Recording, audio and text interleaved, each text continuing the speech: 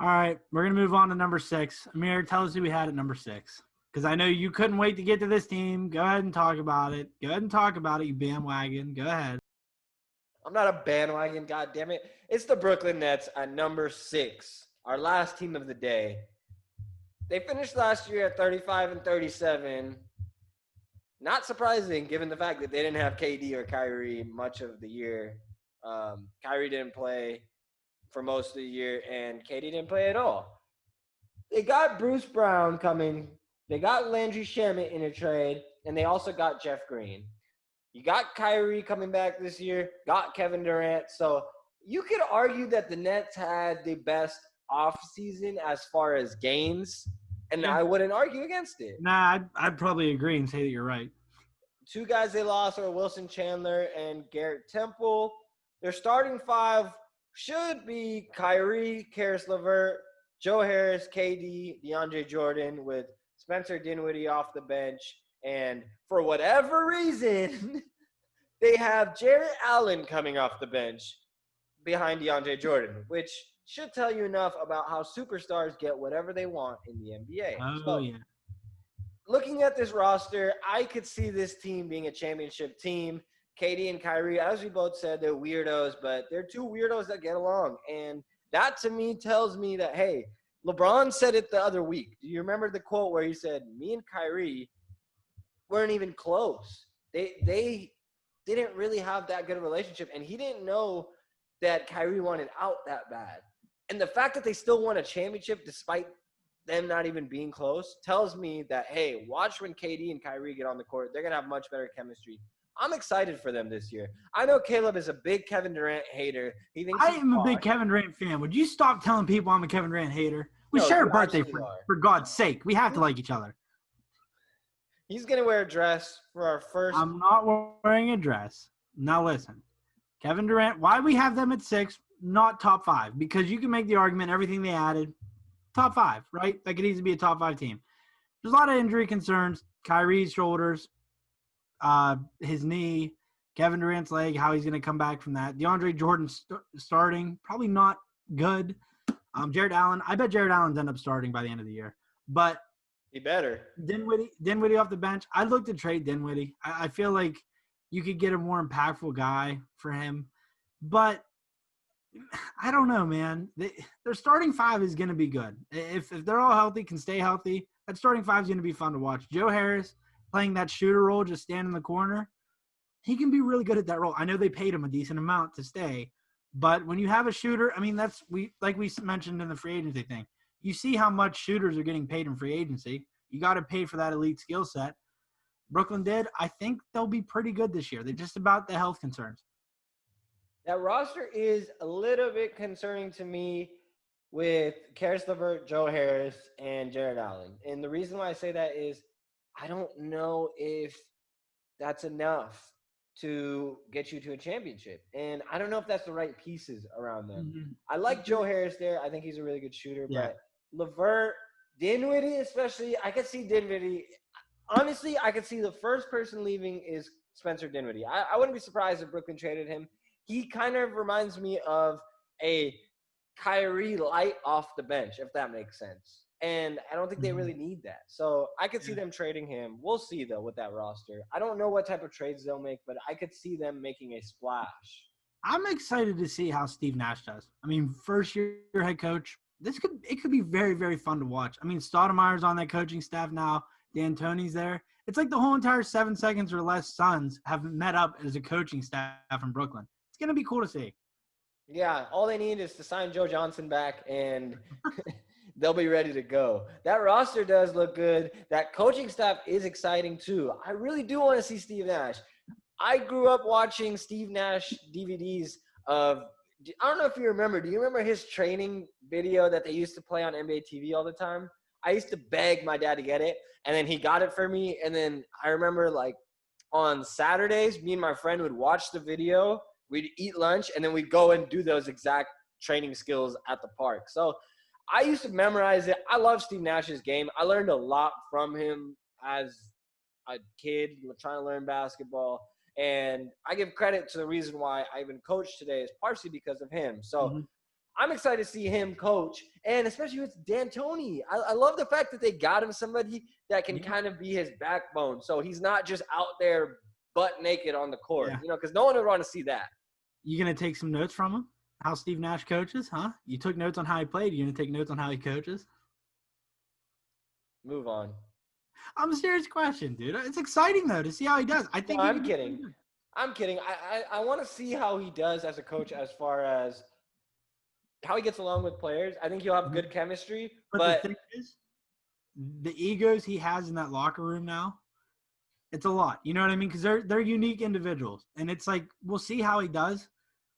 I think he's going to do good. I'm excited to see how he does. I feel like everyone's like, oh, my gosh, they hired Steve Nash out of nowhere. I feel like he got a lot of hate for it. But you got to think, he's one of the smarter players. Like, highly intelligent player. I'm excited to see how he does. I really think he could be really fun. For sure. And even in our first podcast, I wasn't high on him. I said that was a weird hire to me. I didn't understand it. But, hey, getting D'Antoni, and I think it took me a little bit of a while to really warm up to the fact that, hey, Steve Nash could be that fit there. He could be the right guy. And I was watching their preseason game. Again, preseason. But Kevin Durant, Kyrie, and not D'Antoni, but Steve Nash were all kind of talking with each other, and they're both looking at Steve Nash and be like, oh, what is he going to say? And that to me shows me, okay, they're already kind of respecting him. Let's hope that continues. Brooklyn's my sleeper team that I would love to see win a championship this year. Dude, if they would win a champ, that'd be so cool, though. Because I know guys like me have rolled out Kevin Durant. Achilles injuries are scary. I know Kyrie Irving has a ton of haters, right? Steve Nash, people hate that hiring. They don't really like the rest of the roster. If they win a championship, dude, that'd be so cool. Like that'd be that'd be like 2011 Dallas Mavericks type cool of a championship. You know what I mean? For sure. And the fact that people don't like them is kind of interesting to me because it makes you like them more. You know what I mean? Like you're like, there's so many enemies. The average fan doesn't like them. So I would love to see KD, Kyrie, two guys that are hated right now in the media. Steve Nash, a guy that's getting clowned on for being that coach. And, even a DeAndre Jordan, I'm not really a big fan of him, but I wouldn't mind seeing them three win a championship, especially Kyrie, Kevin Durant. We'll see how their year goes. Let's move on to our buy or sell. First up.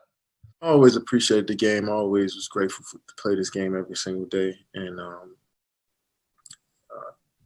I'm looking forward to having some new energy, some fresh energy, to play with on this team. And, especially the younger guys on the team, I'm looking forward to helping them in any way that I can. And, telling them about the experiences that I went through in this league, and hopefully it kind of shapes and helps them as they go throughout this league. So I'm just looking forward to stepping into this position and this role, and and I'm excited about taking it on.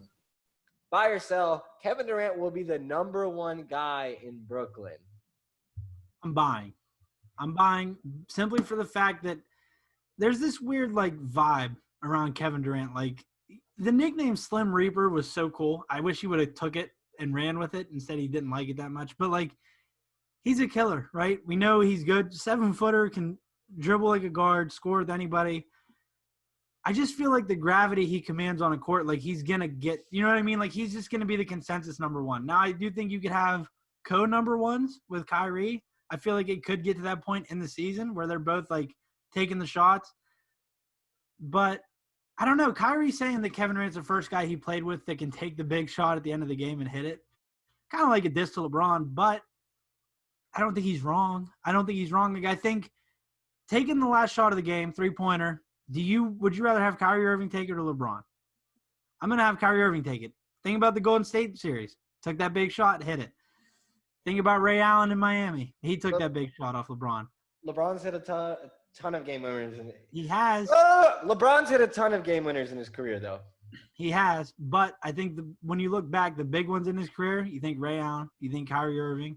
Of course, you're going to think some in the regular season for LeBron, but for the most part in the playoffs, there's other guys taking those shots from him. And that's no diss to LeBron. That's LeBron making a smart play, letting a guy take a shot. He has a higher percentage making. I just think I like KD and Kyrie together. I feel like KD's going to be the number one, so I'm going to buy that he'd be the number one. So you think he's going to be the number one guy, and you said 2 weeks ago you don't even think he's going to get off to a slow start for. You don't even think he's going to average 20 points? Maybe not. but he can still be a number one option. Maybe inefficient, but he can still be a number one option. I'm sorry, guys. This guy has no clue what he's talking about. I'll carry for him. I'll disagree, and that's a shocking answer because I'm really high on KD this year. To me, Kyrie looks like he wants to be the number one guy.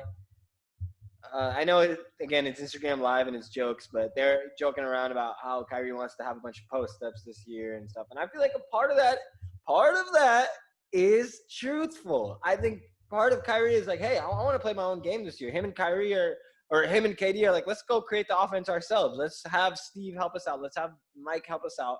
But let's kind of make our own offense too. And I wouldn't be surprised if Kyrie tries to be that number one guy again because he wants to prove that he is the number one guy. And yeah, Durant wants to prove that too. But I think Durant has already proved that he can win championships and he can be the guy against LeBron, which is what he really wants to do come playoff time again. To me, he's not really worried about being the number one guy anymore, just like as he was with Golden State. That was a huge problem with the Warriors. He hated Steph's acknowledgement. At championship ceremonies, they'd be like, sorry. At championship ceremonies and all these stuff that happened, Steph would get all the love. KD wouldn't. I don't think he's big on that anymore. So I think Kyrie will be that number one guy. Next up, let's go to number 2. On the show for the actual host. You know what I mean? Because I just want to be able to just, in my past life, like I said, I was you. What you are now, that's what I'm up here. Same mentality. I'm getting to a spot. I'm raising up. I'm getting to a bucket. My footwork is impeccable. I have length. I'm able to shoot over top, hold the follow through, and I don't see people. Do you not feel the same way? I do sometimes, but I'm just saying I don't think that's good for the continuity of our offense if our point guard always want to be underneath the rim. You know what I'm saying? You know what? That can come off. That can come off. You get what I mean? I do. You're right. That can come off like I'm trying to implement myself. Just okay. So what about? Yeah. So what about 7 post-ups instead of 8? I mean, we negotiated. I thought we was going to do 2.5 post-ups a game. The half one is like I throw you the ball in the post and you just throw it right back out to me. No, but I'm also saying I feel like every play down I have a mismatch, no matter who's in front of me. So I think that mentality mixed with having that post guard is a great balance, for our squad, for our offense. Yeah, we're going to see, though. I know my post-ups are negotiable, but I think 4.5 works, like 8. That what? We'll see. Okay. I got another question. Okay, what's up? There's Kyrie Irving, the guy that will not talk to the media. He will refuse. So, Caleb, buy or sell, Kyrie will eventually talk to the media at some point this year. And I'm not talking about just one time. This is like, okay. Yeah, like consistently, like every other player. I'm going to buy. I feel like this will last a little bit, like maybe 2 months. And I feel like if Brooklyn's doing really good, which very possible they are, I would imagine he starts talking to media. I mean, when you're winning, what really negative is there to say? You know what I mean? Like, they can't really corner you in anything. I would imagine he does start talking to media probably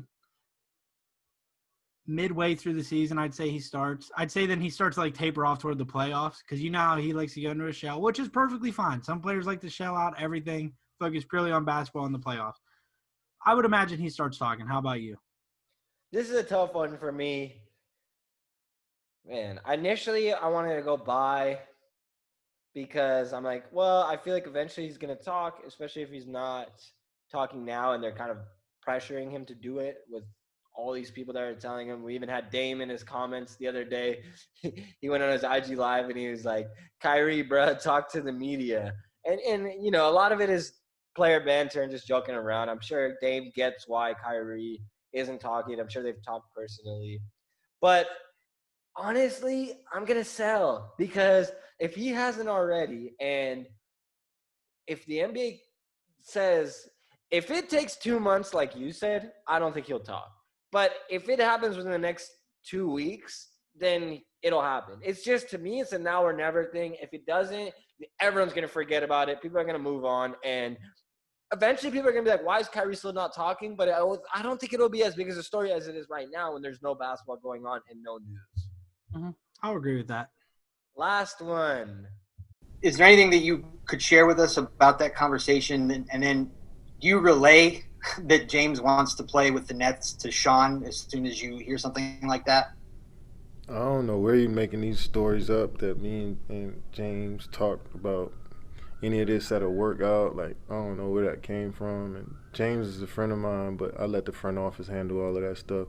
I was just so focused on working out. I heard all the noise, and I heard that, James potentially wanted to come to the Nets, but anybody can make up stories. Anybody can write a story and it gets some traction. So, nothing's ever set in stone till it's set in stone. So I never thought too much about it. I just focused on myself, and my teammates probably did the same thing, and, we just moved forward. There's Kevin Durant denying the rumors of him having conversations with James Harden. I'm not going to ask if you buy or sell that because I'm sure you believe that. We all know that they talk. They can't just say it to the media. But I will ask you, buy or sell, James Harden will be a Brooklyn Net at some point this year. I'm going to sell because I feel like now that Philadelphia is added Ben Simmons to the conversation, it kind of changes things up for Brooklyn. Because let's face it, Ben Simmons, miles better than Karis LeVert. I don't care. I'll debate that with anybody. That's not even a conversation. Anybody else on their bench, really, there's not much there. Now, if Brooklyn does get crazy and does what they did in 2013 and say, you know what, we'll offer a ton of future picks for your superstar that's in his 30s, maybe that changes some things. Maybe Houston's like, look how it happened for Boston. They ended up with two young guys. But at the same time, like, Ben Simmons is really good, and I feel like we're overrating him at this point. But he's better than anything Brooklyn can offer. And I feel like now that he's been entered into things, it really messed things up for – I was going to say really shitting on Houston's plans and Brooklyn's plans. But it did, man. It did. It really messed things up for them. I really feel like with Ben Simmons there now, anything's possible. I would say sell that he's not going to be in that. Initially, I was going to go buy, but I completely agree. If you asked me this a month ago, I would say, yeah, James Harden's going to the Nets. That's the one team he wants to go to. Brooklyn's going to make it happen somehow. But now that we know Daryl Morey is trying everything he can against James Harden, and it's clearly shown, I think about 2 weeks ago we were all wondering, okay, James Harden is going to be shown interest from Philadelphia because we know Daryl Morey was going to try to get him no matter what it took. But we knew we did it. What we didn't know is Ben Simmons going to be in the talks? Is Joel going to be in the talks? We didn't think so. Now we got rumors, and we got it confirmed by Woj that he is in the rumors. So Ben Simmons is much better than Karis LeVert, Joe Harris, and Spencer Dinwiddie, like you mentioned. Yeah. Those three in a package don't even come close to Ben Simmons. And again, we might be overrating him, but that's not overrating him. You can ask any GM in the league besides that bum Vlade Divac, which one would they take? Would they take that package or would they just take Ben Simmons? And they're going to take Ben Simmons. And even if you include picks, right, what type of picks is really going to entice Philadelphia? The only thing to me, or is going to entice Houston. Yeah. The only thing to me at this point is Houston might be trying to boost up the offers. Like, hey, we don't want Ben Simmons. So if they say we don't want Ben Simmons, what does Brooklyn do? Oh, shoot. They offered Ben Simmons. And yet Houston said no. Okay, that means we got to offer Karis, Joe, Jared Allen, Dinwiddie, and 5 picks. 5 picks and 2 pick swaps, right? Yeah. And they might throw the whole entire boat at him. And that could be part of Houston's strategy. But I don't see that likely. I'm going to sell. I think James Harden ends up in Philadelphia. Yeah. There's no package better than Ben Simmons. Houston said it themselves. They want a young player and picks. What young player does Brooklyn have that can really be that guy? Isn't Karis LeVert like 27 now anyways? Or 26? Karis LeVert is so overrated to me. Like, I agree. He was considered underrated 2 years ago. He had injuries, blah, blah, blah. But he's not the player that he was hyped to be. Yeah. Good three-point shooter. I mean, you can find that in again, Brooklyn Nets fans don't get too mad, but you can find them really anyone. You can find a Doug McDermott and replace him with that. It's not a absolute need. Spencer Dinwiddie, good player, but I don't know. I just don't see it happening. Me neither. I think they missed their chance. I feel like if they would have offered it before Philadelphia got involved, maybe, but I don't know. I feel like the ship left. It's kind of like you're stuck now. Let's finish it off with your prediction on what you think is going to happen in Brooklyn this year. What do you have them at? Do you have them in a top 3 seed? Do you have them finishing in? I have them as a 3rd seed with a ceiling of the NBA Finals. They can make a move this season that could really boost them over the edge. I feel like they're close now as is, especially if they don't have those injury concerns. You know what I mean? But we'll have to see what happens. I would say their ceiling's NBA Finals trip at least. More likely, they're 100% going to be a semifinal team. I don't think there's any way they lose in the first round. They could easily make the conference finals, but they're definitely going to be a deep run playoff team. That's what I would say their ceiling is. I would say I don't know. Feel good about that. I'm pretty much on the same exact boat as you. Their ceiling to me is a 2 or 3 seed and an NBA Finals appearance. I don't think they'll get to a 1 seed necessarily because that's most likely going to be Milwaukee. They got better. But given the fact that the Nets do have Kyrie, KD, that's a scary team in the playoffs. And I can see them at least getting to the semifinals, like you said. If it were likely, like if we were to guess, I would say maybe the conference finals, they get booted out. Yeah. I don't know by who, though. I mean, obviously we'll talk about some other teams. Milwaukee, Boston, Miami. Those are 3 really good teams. But Milwaukee just – if you gave me the choice of both teams healthy, I'll take Brooklyn. That's my thing. Like, if you told me Boston or Brooklyn, both teams fully healthy, probably going to take Brooklyn, man. Like, wow, fake Celtics fan. We have listen, first. Oh, my God. No, I'm just realistic. This is the argument I've ran into plenty of times. Stop framing me out to be a bad guy. Gosh. Listen, if – in the playoffs, I'm very big on star power, right? If you have – like, I go top 5 players in a series. Brooklyn would have the 2 top players easily because I don't think Tatum's above Kyrie and KD's level yet. You can make the argument for Kyrie, but KD – I think the goal for Tatum is to get to KD's level. That's like if he got to that level, people would be ecstatic.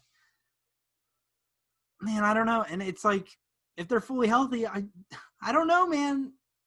It's the same thing with these other teams. Milwaukee, I look at 2 players, right? I look at Giannis, Middleton. And Giannis be a closer. If he cannot close in the playoffs, it's not going to work out. But even if he is, here's my argument. Giannis, Middleton, KD, Kyrie, right? Who's the top 3 automatically? You're going KD, Kyrie, Giannis in whatever order. I'm not saying – you can go Giannis, and then you can go all the way down and say Kyrie, KD. And then you're going to go down to number Drew 4. Holiday, yeah. And go, well, I mean, Chris Middleton, but yeah. Chris Middleton, Drew Holiday, yeah. Yeah, Chris Middleton and then Drew Holiday. So, yeah, the top 5 players, Milwaukee might have 3 of them. But, again, Drew Holiday, we talked about him. I feel like he's a little bit overrated, just a little bit. He did get overrated. Because I feel like he's it's one of those things where so many people called him underrated. And, like, they were putting him on his pedestal. Then it's like, okay, you guys are overrating him a little bit. You know what I mean? Like that's exactly how I feel. And that's common to happen. I mean, that's going to happen, especially on Twitter. You're going to have people that start to pick up on a trend, and then before you know it, it's an overrated trend. You know what I mean? Like, it's one of those things. Now, Drew Holiday is very good, but getting a little bit overrated. Completely agree. I'm excited to see what the Nets do this year. Caleb and I are rooting for you guys. Well, except him. He's going to root for Dude, I like KD. Why does everybody frame me out to be a KD hater? Gosh, don't have a birthday. He's going to wear a dress because KD will score 20 points on opening night. So he brought it to himself, guys. Don't feel bad for him. Don't feel bad. Caleb he made the bet on his own, all right? He said, you know what, Amir? I want to wear a dress. He didn't say I wanted to wear a dress. There's nothing wrong with men that wear dresses. I don't have a problem with that. I'm just saying that I personally do not want to wear a dress, and I don't think I'll have to, actually. Well, we'll find out on our opening night podcast.